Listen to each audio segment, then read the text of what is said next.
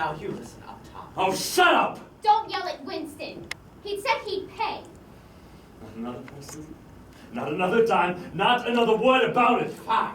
If that's the way you feel, I don't need to go to your silly wedding either. And I don't need to spend another night under your roof. Now don't get up on your high horse. See you around.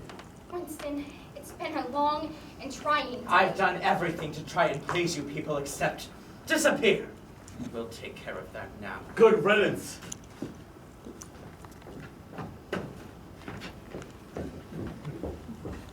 Was that really necessary?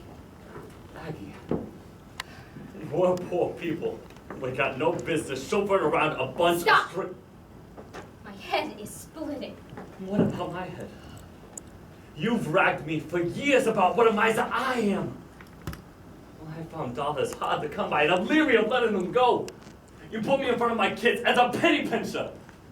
I've seen the way you look at that Howard, bombasting on about all the money he has. Well, I chauffeur his foot every day of the week. They throw you a dime and expect you to kiss their ass. But you think that's somehow to be admired? Is it a crime to want something more for my kid? So what if I don't want to see Janie scraping by day after day in a loveless marriage? Nothing to look forward to, nothing to look back on, nothing but days and nights filled with love! Stop! It's over, I'm calling it off! Janie, your pa and I are just talking. Why don't you go to your room? No! Nothing's worth this. I say yes to you, and 2 days later, my best friend hates me. My uncle's moving out, and my parents are on the verge of divorce, so no!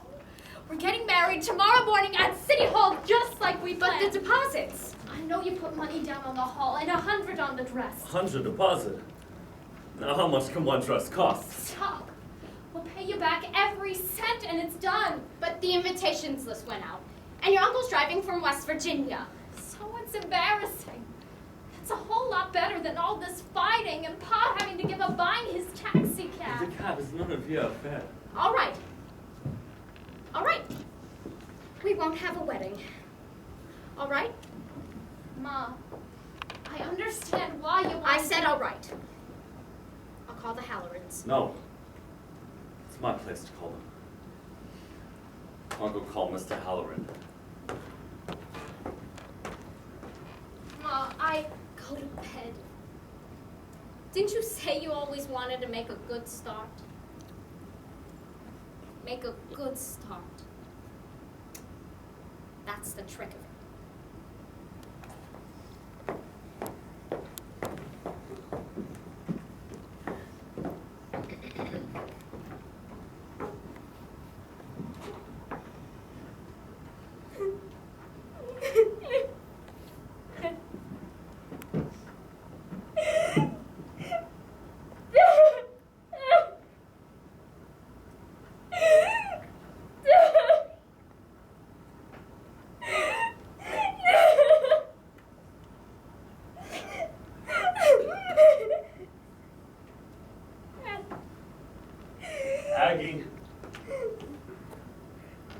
Aggie?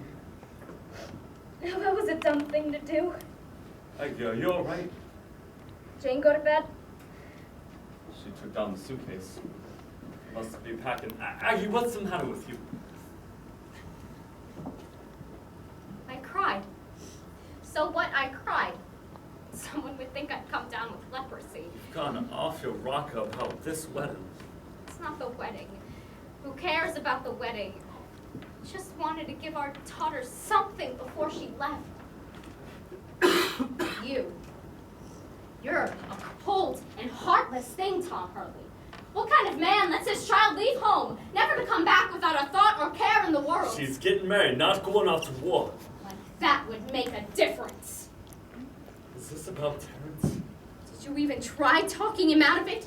Did you ever once tell him How not to go? did this get to be about Terrence? You could have stopped him! You could have made him go back to Aggie! school! He was a grown man. I couldn't make him do anything. How do you know? Did you even try? I was proud of him doing it up. He's dead. Proud of that? It was his choice. It was his life. And he lost it!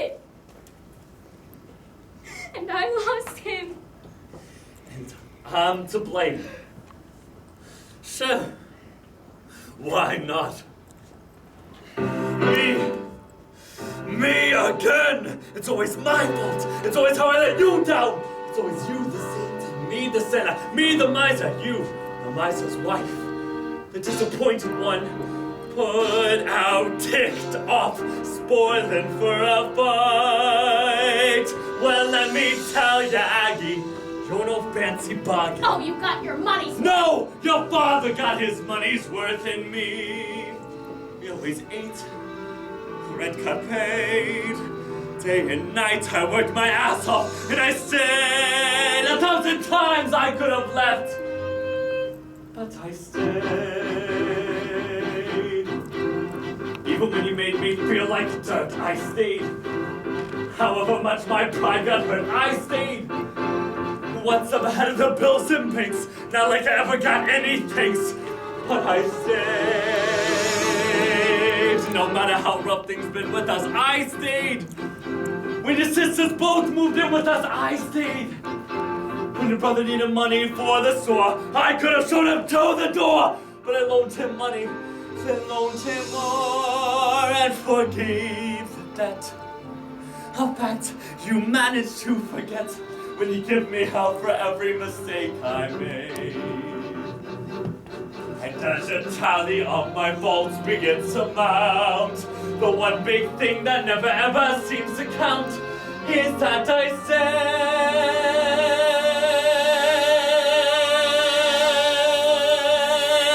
of course, I wanted to give my kid away.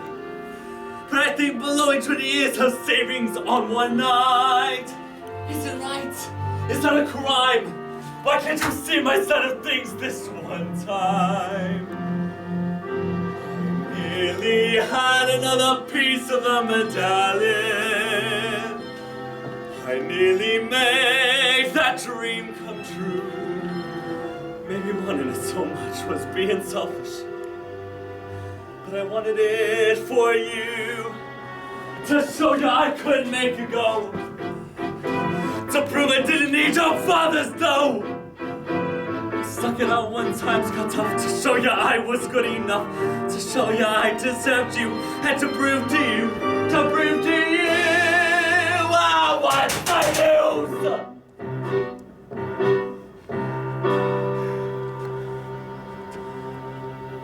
Look around you, Aggie. Everybody's leaving. In one way or another, they broke free. And the person you'll be living out your days with is me. What about me? I said.